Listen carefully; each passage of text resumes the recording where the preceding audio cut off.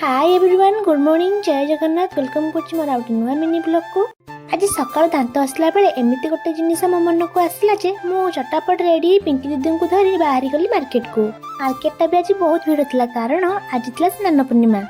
मन को मोर जो जिनिसटा सकाळ आसीतिला जाईकी पहुंच गली ता पाखरे माने दहीबरा दुकान रे।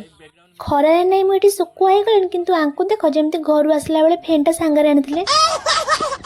दहीबरा दे दे चामच देई न पीटी दे बोले पिंकी दीदी तापर मते चामच सहित दे देथिले दहीबरा नहीं सारा पर पिंकी दीदी एटी प्रमोशन पे कहते दहीबरा जगह गुपचुप कही देले।